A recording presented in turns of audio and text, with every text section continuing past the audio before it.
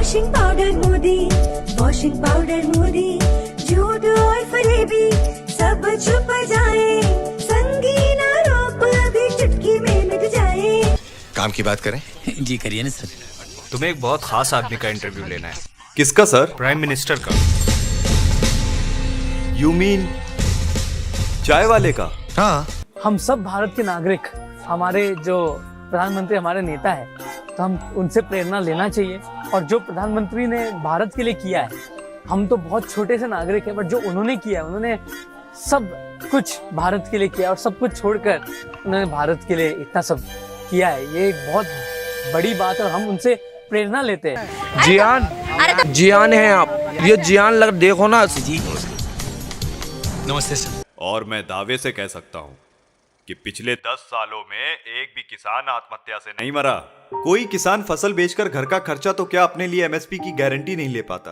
देश के युवाओं को नौकरी नहीं मिल रही, इसलिए ग्रेजुएट होकर भी ठेलों पर पकौड़ा बेचते। आईएमएफ का कहना है सर, 2023 में भारत पर कुल 2 लाख करोड़ से भी ज्यादा कर्ज हो गया, इसलिए आईएमएफ ने देश को चेतावनी दे दी है। सब बकवास है सर, ये इलेक्टोरल बॉन्ड्स की रिपोर्ट है। सुप्रीम कोर्ट का कहना है सर, जो इलेक्टोरल बॉन्ड्स की स्कीम है वो अनकॉन्स्टिट्यूशनल है। ये देखिए सर। आप सभी के साथ लगातार धोखा हुआ है। सुप्रीम कोर्ट ने इलेक्टोरल बॉन्ड को असंवैधानिक करार दिया है, इलेक्टोरल बॉन्ड को रद्द कर दिया है। इस फ्रॉड व्यवस्था को लाने के लिए भारतीय जनप्रतिनिधित्व कानून, आयकर कानून और कंपनी एक्ट में संशोधन किए गए थे।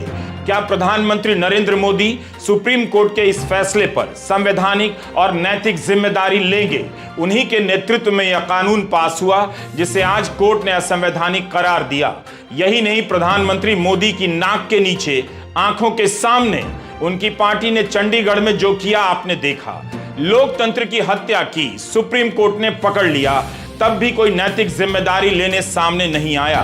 10 दिनों के भीतर मोदी सरकार और उनकी पार्टी का इतना बड़ा फ्रॉड सुप्रीम कोर्ट ने पकड़ा है। प्रधानमंत्री के पास आज मौका है, इसी सवाल पर वे पहली बार, 10 साल में पहली बार प्रेस कॉन्फ्रेंस कर दें। जनता को मेरे खिलाफ भड़काने की साजिश है ये।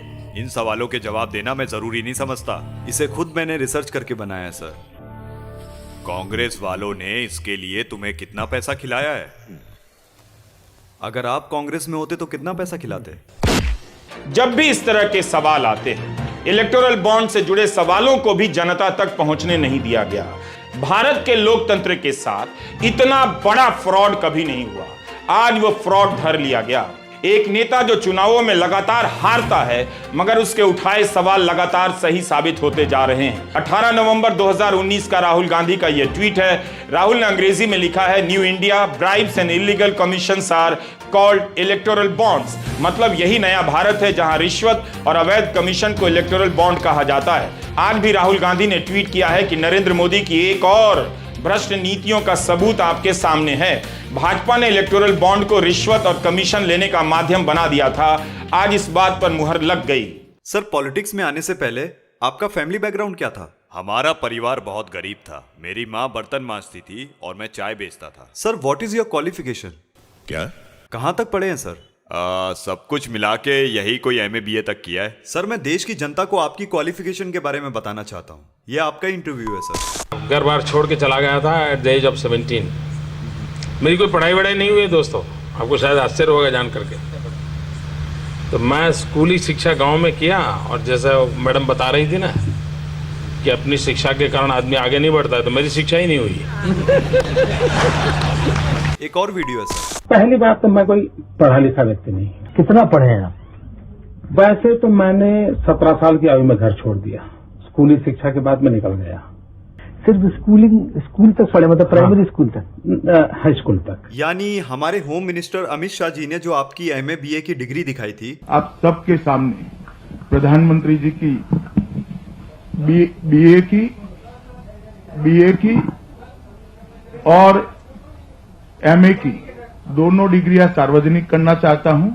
तो जब आपने हाई स्कूल के बाद पढ़ाई नहीं करी तो ये MA BA की डिग्री कहां से आई सर? अरे बाप रे, ये तो धोती खोल रहा है। ये याद है सर? हाँ, देखा है कहीं।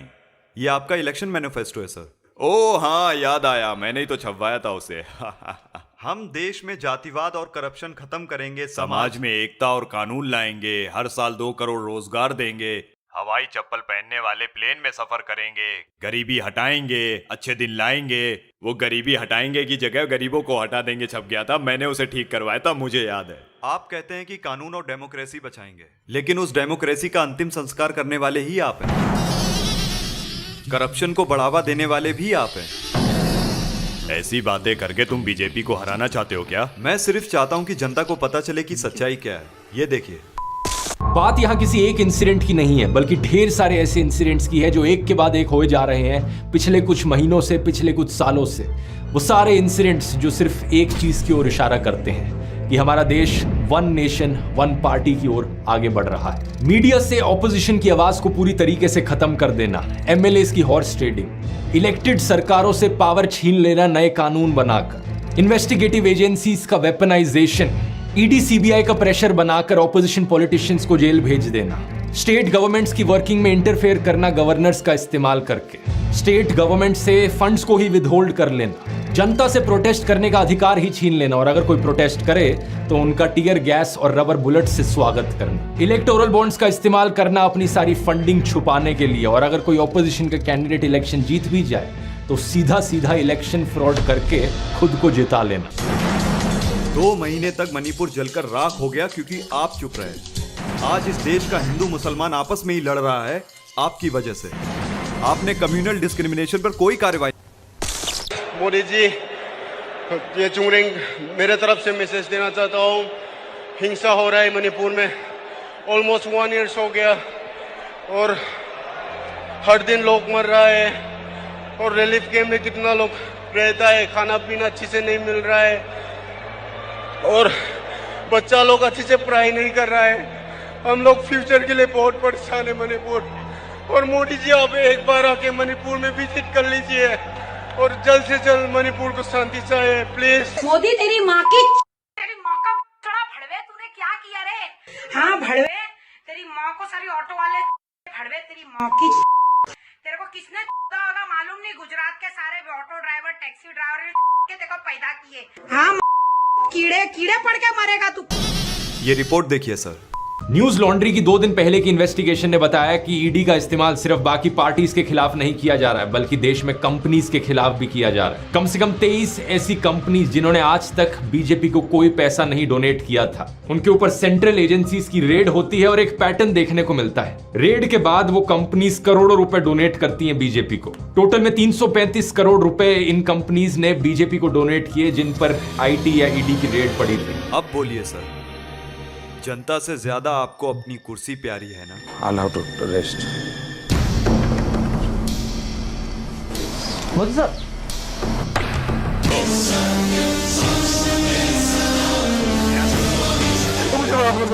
मुझे माफ कर दे, मैं कसम खाकर कहता हूँ, मैं मोदी जी को कभी गाली नहीं दूंगा, मैं मोदी जी को कभी बुरा नहीं बोलूंगा, मैं मोदी जी को कभी गाली नहीं दूंगा। मुझे